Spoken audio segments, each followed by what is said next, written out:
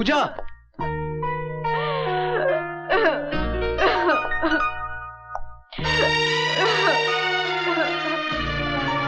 ए पूजा, अरे पगली, इसमें तेरा क्या कसूर था? तू क्यों रो रही? मैं जानता हूं पूजा कि तुम मुझसे बहुत प्यार करती हो और मेरे सिवा कोई तुम्हारे ख्याल में भी नहीं आ सकता। मैं तो सोच भी नहीं सकता था कि जिस आदमी को कल तक मैं एक देवता समझता था वो इतनी गिरी हुई हरकत कर सकता है। मैं उसे कभी माफ नहीं करूंगा। मैं आज ही उसकी नौकरी छोड़ दूंगा, लौटा दूंगा उसकी दी हुई बंगले और गाड़ी की चाबियां। किसी शैतान की दी हुई सौगात से किसी इंसान की दी हुई खैरात ज्यादा अच्छी है। कल रात को जो कुछ भी हुआ, मास्टर, मुझे इस बात का बहुत अफसोस। समझ में नहीं आता मैं क्या करूं।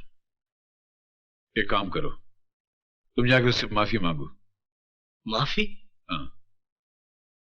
अगर तुमने उससे माफी मांगी तो उसकी नजरों में तुम्हारा कद और ऊंचा हो जाएगा। लेकिन क्या वो मुझे माफ करेगी? क्यों नहीं करेगी? सिर्फ तुमने उससे प्यार नहीं किया था, उसने भी कभी तुमसे प्यार किया था। वो तुम्हारी भावनाओं को जरूर समझेगी। हाँ।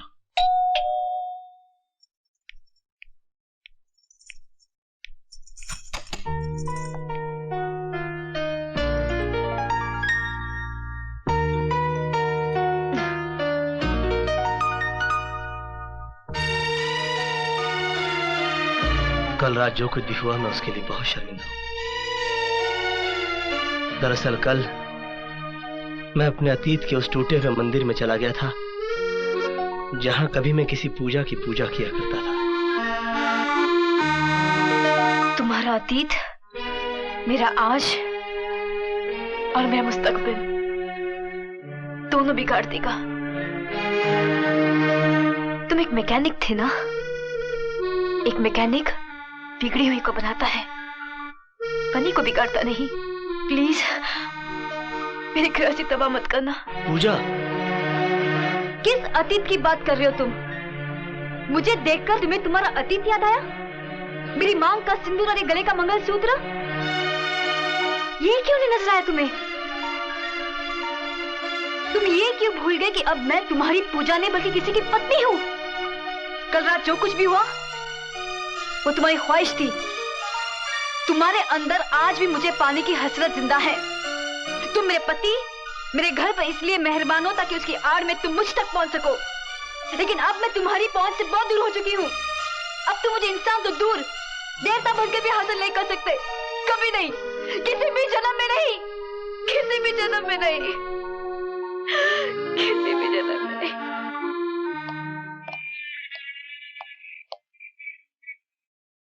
मैं अपनी कल की गलती के लिए पूजा से माफी मांगने आया था। वाह, माफी भी बहुत खूबसूरत बहाना है दूसरी मुलाकात का। मैंने अपना इस्तीफा और तुम्हारे दिए हुए बंगले और कार की चाबियां तुम्हारे दफ्तर में छोड़ दी हैं। मुझे उम्मीद है कि आज के बाद तुम मेरी बीवी की तरफ नहीं देखोगे। दीपक, तुम मुझे गलत समझ रहे हो। मैंने तुम्हें नौकरी तुम्हारी डिग्री देखकर दी थी, तुम्हारी बीवी देखकर नहीं। मिस्टर कृष्ण प्रसाद, इस वक्त मेरे घर में मेरी बीवी के सिवा और कोई नहीं है। जब तुम भीड़ में सबके सामने उसे किस कर सकते हो तो अकेले में। दीपक, तुम मुझे उन गरजमंदों में से मत समझ जो नौकरी और प्रमोशन के लिए अपनी बीवी का गलत इस्तेमाल करके उसे रुलाते हैं। मैं जानता हूं तुम बहुत बड़े आदमी हो, लेकिन मेरी आन मेरी आबरू से बड़े नहीं। मैं तुझे इस कदर जलील कर दूंगा कि तू किसी को अपना मुंह दिखाने के काबिल नहीं रहेगा, समझे?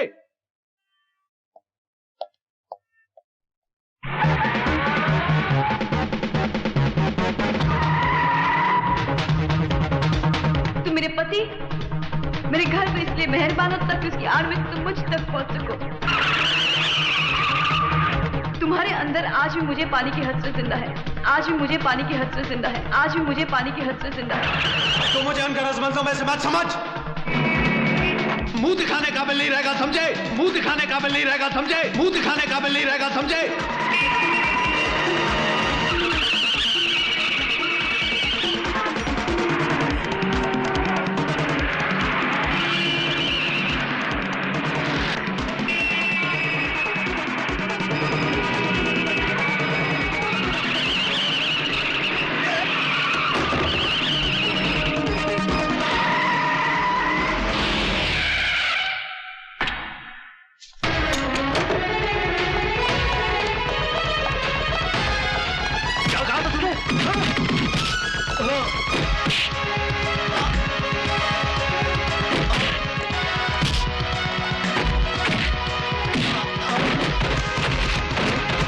तू हमें दलील करेगा?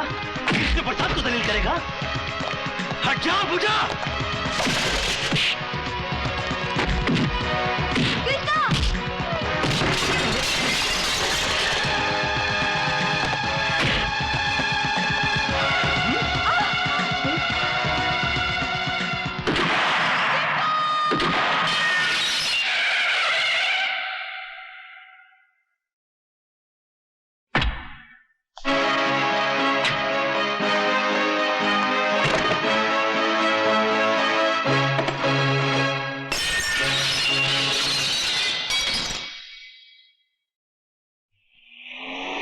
बस यही है।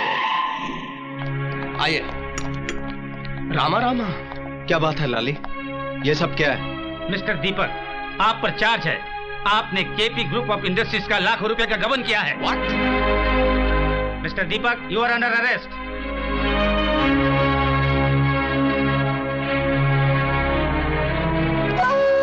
हुजूर, आपने जैसा मुझसे कहा था मैंने वैसा कर दिया। दीपक को जेल भिजवा दिया। रामा रामा। हुजूर, आपसे एक बात कहना तो मैं भूल ही गया। उस दिन पार्टी वाले दिन दीपक की पत्नी मेल देखने आई थी, आपके चैम्बर में घुसकर अपनी तस्वीरें देख रही थी। मैं अचानक वहां पर पहुंच गया। मुझे देखते ही उसके चेहरे का रंग बदल गया। मैं समझ गया कि आपने मेरी जगह दीपक को क्यों दी थी। रामा रामा।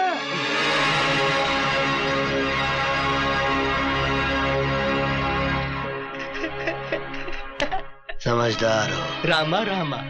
हजूर, मैंने आपका नमक खाया है। आपकी ये बात मैं बाहर जाके किसी से कहने वाला थोड़ा ही हूँ। मैंने तो पूजा जी से भी कह दिया था कि डरो मत, मैंने कुछ नहीं देखा। रामा रामा। लाली,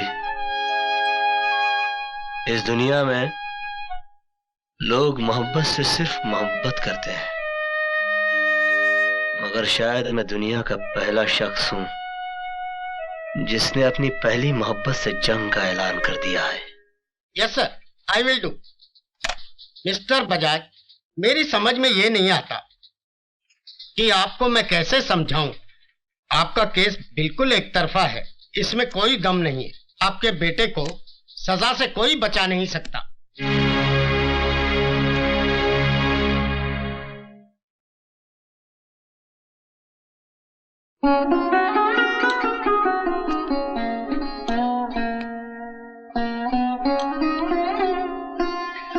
बाबूजी, बाबूजी। रो मत मेरे बच्चों। नसीब जब बिन मांगे कुछ देता है, बिना पूछे छीन भी लेता है। कृष्ण प्रसाद ने हमें जो कुछ दिया था वो ब्याज के साथ वसूल कर लिया। अब तुम ही बताओ कि जिस बच्चे ने चोरी से मां का दूध तक नहीं पिया, उस पर लाखों के फ्रॉड का इल्जाम लगा दिया गया। बाबूजी, आपने कोर्ट में अपील की? कहां अपील करूं बेटी, मुझे तो ऐसा लग रहा है कि यह कायदे कानून हम गरीबों को इंसाफ दिलाने के लिए नहीं, बल्कि अमीरों की सहूलियत के लिए है। कोई वकील मेरा केस लड़ने को तैयार ही नहीं है। अरे मैं तो थक गया कानून को दुहाई देते देते।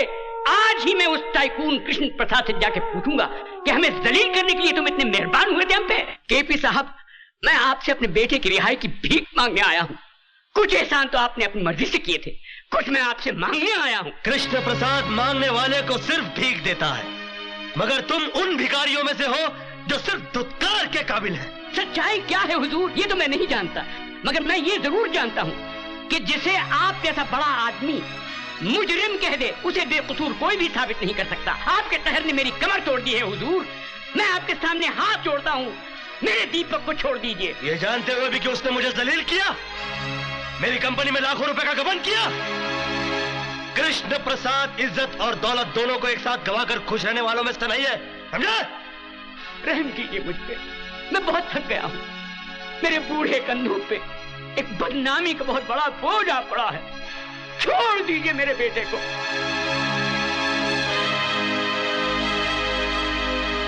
ठीक है, मैं तुम्हारे बेटे को छोड़ देता हूँ, तुम अपनी बहू को मेरे पास भेज दो। कृष्ण प्रसाद, चलिए। ये किसी गरीब की गर्दन नहीं है, एक टाइकून का गिरेबान है। उड़ा के बाहर फेंक दो इन्हें। कमीने! पहले मेरे बेटे को फंसा दिया, अब मुझसे मेरी बहू मांगता है। अबे मैं तो तुझे देवता समझता था और तू निकला सिर्फ एक आदमी, और वो भी एक नीच और गिरा हुआ आदमी। मिट जाएगा तू, बर्बाद हो जाएगा तू। लोग थूकेंगे तेरे इतिहास पर और लानत भेजेंगे तेरी हस्ती पर। ये मेरी बद्दुआ है तेरे लिए, समझे? ये मेरा श्राप है तुझे, कृष्ण प्रसाद।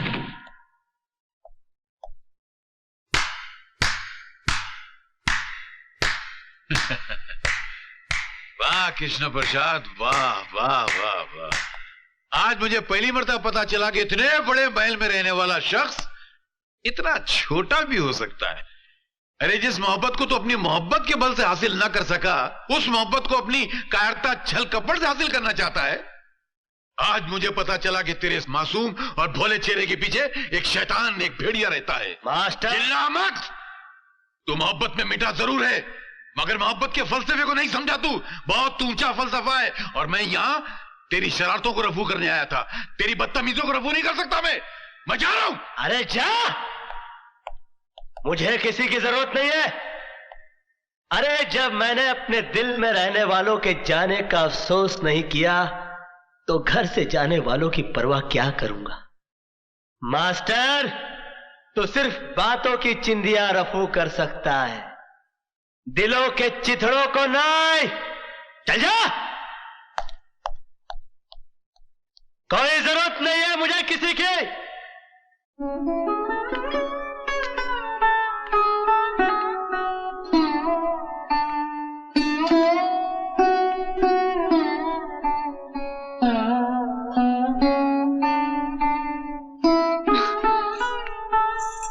बाबूजी, क्या कहा कृष्ण प्रसाद ने? अरे कहेगा क्या, वो खुद दीपक को छुड़ाएगा। आखिर वो भी तो किसी का बेटा है, वो भी तो समझता होगा कि बेटे पे हुए अन्याय बाप को किस तरह रुलाते हैं। उन्होंने कहा क्या बाबूजी? कहा ना वो छुड़ा देगा। बाबूजी,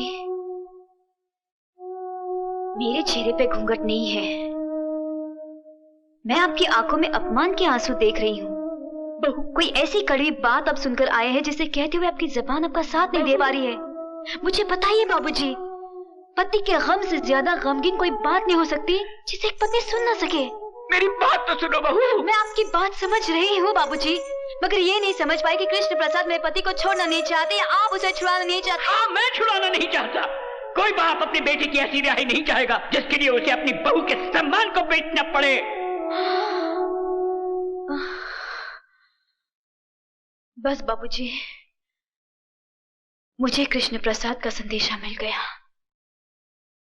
कृष्ण प्रसाद ने आपके बेटे की रिहाई के लिए बहू की जमानत मांगी है ना? नहीं बहू, तुम चौखट के बाहर कदम नहीं रखोगी। मेरा पति जेल में है बाबूजी, मैं मर्यादा के दायरे में खड़ी होकर अपने पति पे अत्याचार होते देख नहीं सकती। नहीं देख सकती, मैं नहीं देख सकती। बहू, बहू,